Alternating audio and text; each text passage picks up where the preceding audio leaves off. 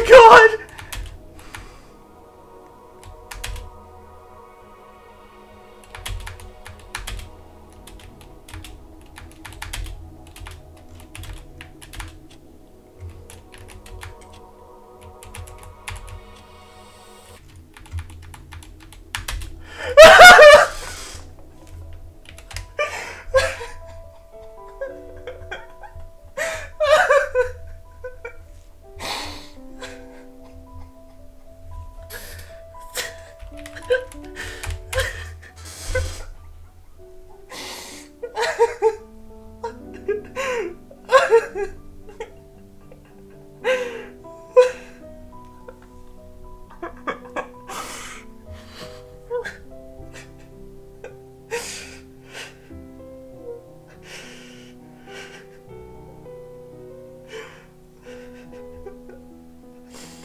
Oh my god.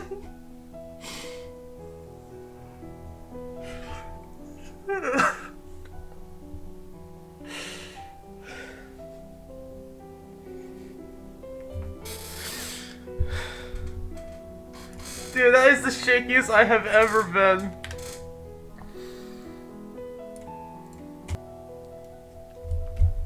Dude, I am much happier being in this wind room than I would have with any UA wind room. This wind room is just so good. I'm glad this is where I get to go, not in a UA wind room that's likely worse than this. Normally when I go ahead and share my thoughts and opinions on our tower, I usually like to have like some notes on the side or a script or something, but I really want to go ahead and be, to my heart and soul, genuine about this flat out. So, yes, I am serious with my reaction and the title and the thumbnail. This is my new least favorite tower that I have ever played. This is my new least favorite tower. So, yes, this is worse than hallucinatory spectacles for me. So, let's go ahead and just state the obvious right away. This is going to go in the woke tier when I do my next tier list stream in January. So, spoiler alert, you already know what the worst of all time is going to be. But, yeah, this tower is... I have quite a bit of a backstory to this. I didn't go into this tower thinking it would be good. I fully knew that the pain and suffering I was going to have on this was going to happen. So, the story of this tower was... let me backtrack a little bit. So, there is only one person that I've ever met who can very accurately determine my opinions, and that is Koi. Koi knows me very well. He knows what towers I'll like, he knows what towers I don't like with high accuracy. So, I remember about 2 weeks before the terrifying slot was confirmed, he's like, I swear to God, if it's Uncanny Agony. And I said, you know, I hear a lot of bad stuff about Uncanny Agony, but what's the problem? And he goes, you would hate Uncanny Agony so much. It is a tower that focuses on creativity. It uses beat blocks and awkward timings. You'd hate it. I'm like, oh, that just sounds horrible. And so I was like, Team TOIR. I'm like, I want TOIR in. I hope it gets in.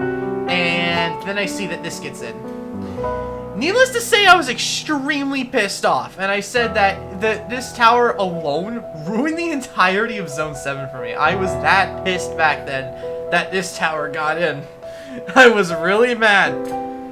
And in my one server I'm in, I admittedly commonly complained about TOUA so much, and then one person made the massive mistake.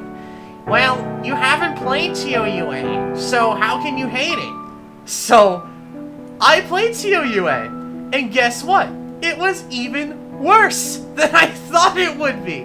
So I came out of playing it, hating the tower even more. And I was more than confident that this was the worst tower ever in JToH at that time. I was convinced. I had no idea, and still don't know to this day how the hell this tower got in. This is just such an anti-JToH tower to me. It's classic design. It looks horrible, in my opinion. The colors and the contrast just look horrendous to me. Like, who the hell thought purple and brown was an okay idea? Like, seriously? But beside the point. So, I was going to grind Augmented Misery as my first catastrophic tower, and I sat and thought about it, and I'm like, you know, Augmented Misery is going to be a very mentally challenging grind. And because TOUA and TOAM play a lot alike, yes, I know I'm going to piss off all the Friend in France stands when I say that these two towers, that TOUA and TOAM are fairly similar. That's a whole other conversation I'll have in another video. That's like a 10-minute conversation for me to explain why I feel that way. I'm like, I can do TOUA because it plays a lot like TOAM, and because I hate the tower so much, I can actually go ahead and get my mental fortitude up, because that is, still even now in my opinion, what I'm the worst as a player. So I willingly went ahead and grinded Uncanny Agony. And now that I have beaten the tower, you know, I definitely feel that it was worth it. I definitely gained a lot of skill out of it, but was it worth the pain and suffering? Probably not, but we will talk about what I went through in a little bit. So let me explain why I hate this tower. Because this tower, there are a lot of people who genuinely think it is the best terrifying tower in JToH. Then there's a lot of people like me who think this is an absolute pile of dog crap. So, the problem with Uncanny Agony is that the gameplay is just absolutely horrible. It is very poorly playtested, and there are difficulty spikes everywhere. There are even sometimes bugs with the tower that should have shown up in playtesting. Like, I knew on floor 7 on the one jump only used to have one ladder, like one ladder part, so you could sometimes bounce off the ladder and not be able to grab it sometimes. That was really hilarious. I had to get that fixed. Floor 5, you can hit your head on one of the structures when you try to do the jump. That's another funny bug. So this tower has quite a few issues with it to start off with, and then you have the fact that the button progress. Now, I know this sounds stupid, but the fact that this tower has button progress genuinely makes this a million times more painful to grind, because the button progress on this tower is powerful. Because, you know, this tower is second half heavy, which gets me to another thing. This is a version 2 of Uncanny Agony, and what they did is they nerfed the first half and buffed the second half, which is like, what the f***? Like, you're serious? Like, you cannot tell me that they unironically thought that was a good idea. Any tower that is second half heavy is immediately 10 times more annoying to grind because you have to replay the first half so much. And hell, when I played this the first time, my conclusions were the second half was filled with overly creative mechanics that were poorly executed, and that the first half would be very boring to replay every time. And hell was I right. I stand by. I definitely still feel that way now towards this tower.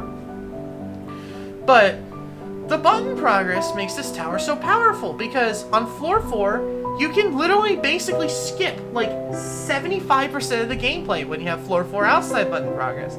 And more importantly, on floor 7, when you get the floor 7 outside button, you genuinely basically get rid of floor 7. It basically doesn't exist anymore when you know how to do the lodge and the last jump consistently.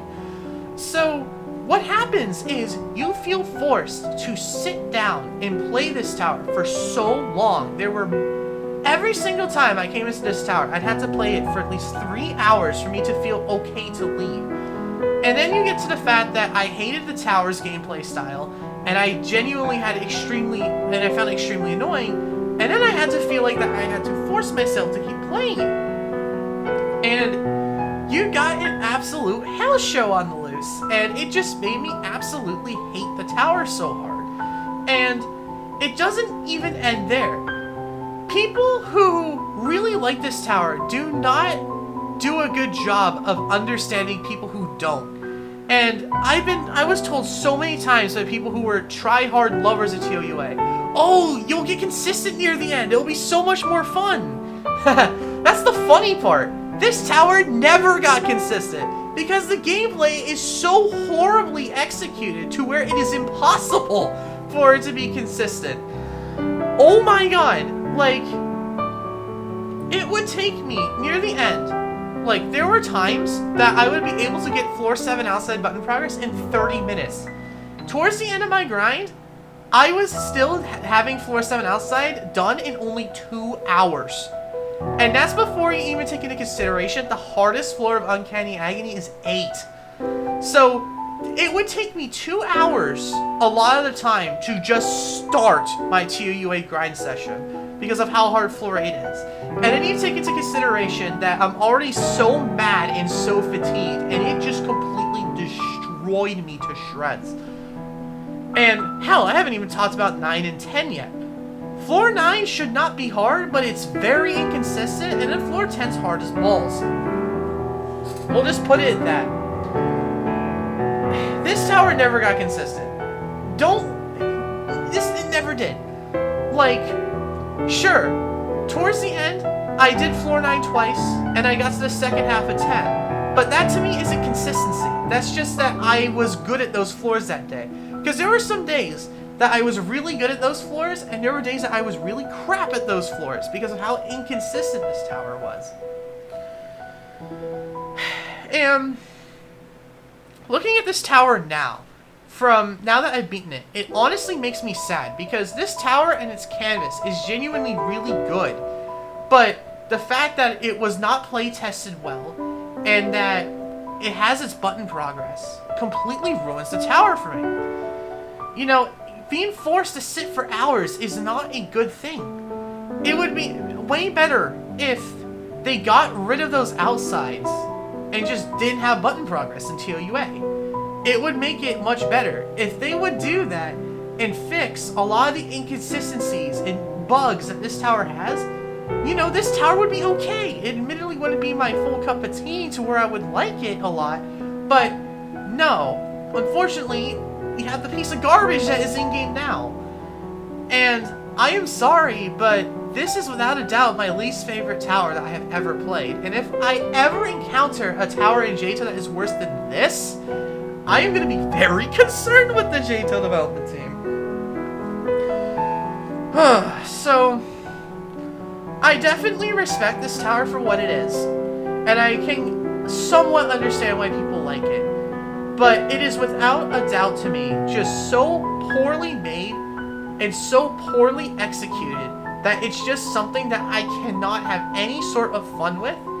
And even now, like when I was editing the completion, I felt a lot of the mental disarray that this tower had. And that gets me onto another thing, is people are going to say, well, because you're hating this tower because of your experience, in which, no, I hated this tower way before I even grinded it. The experience, yeah, my experience was very bad. I failed floor 10 6 times before I beat it. And God knows how many times I failed 9, probably at least 15 times. So yes, my experience definitely played a role, but it wouldn't have changed my opinion on the tower at all, even if I got consistent at it. And yeah, I will admit that I pushed myself too far in this tower multiple times. There were, towards the beginning of the grind, because of how boring the first half is, I had issues where I was actually getting close sometimes to falling asleep while playing JToH. I was that bored. And there were times where I'd get so mad at the tower because of the button progress. I kept pushing myself, playing for 4, sometimes up to 7 hours in a sitting. And my blood pressure would be so high that I would start to feel nauseous when playing the tower. And, you know, I admittedly was taking it out on my friends sometimes. So this tower definitely ripped me to shreds. It was extremely painful. But would I recommend this tower? Here's the thing. I had multiple people come into my chat who had beaten both Uncanny Agony and Generation Failure. It said that Uncanny Agony was a harder time for them. That doesn't mean that this tower is harder than Generation Failure, because it isn't. The JToH community loves to say that this is low mid or mid terrifying. They definitely underrate it to hell. But this is a tower that plays a lot like a catastrophic tower. and it plays a lot like Augmented Misery. This is a tower that I would not recommend you do as a new artist. This is a tower you do when you're catastrophic skill level. It is just one of those towers that it's just a lot. So do not play this tower, in my opinion, unless you beat Nakata. It is gonna absolutely tear you apart, whether you like the tower or not. And another thing, if you played Augmented Misery and you don't like Augmented Misery, do not play Uncanny Agony, because Uncanny Agony basically plays the exact same way as Augmented Misery does. And it really sucks, because I really like Augmented Misery. I know people are going to say, Logan ISL just hates Fred and Fran. It's not true. I actually do like their stuff. I found Augmented Misery a lot of fun, and I really wanted to do it as my first kata, but, you know, with this tower I realized I can't do Augmented Misery. I don't have time anymore to sit for 5 hours in one sitting. I have college. So I can't do Augmented Misery, which sucks. And I got to 6 of Augmented Misery, which is basically nothing. But, you know, it definitely would have been my first cat if it wouldn't have been for that. But, yeah. This tower, it sucks. It could have been something decent. Unfortunately, it isn't. But I've been ranting about this tower for 10 minutes now, and the completion is like 25 minutes or whatever, so let's go ahead and end this video off. For anybody who saw these streams live on Twitch would know the hellish experience I've had.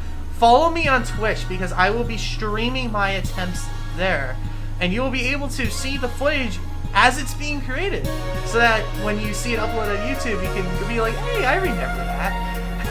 And lastly, thank you again to the members who have been here while I've been gone since literally May, who still have donated their hard-earned money towards my college fund. Thank you all so much. It means a lot to me. And with that, I have now uploaded the 3 terrifying towers that I have done. So now, I'm all caught up in terms of tower completions. My name is Logan ISL, and if you're trying to complete this tower, I wish you luck, because this tower is definitely garbage. And without further ado, I hope you guys have a good rest of your day, and I will see you all later. Bye-bye.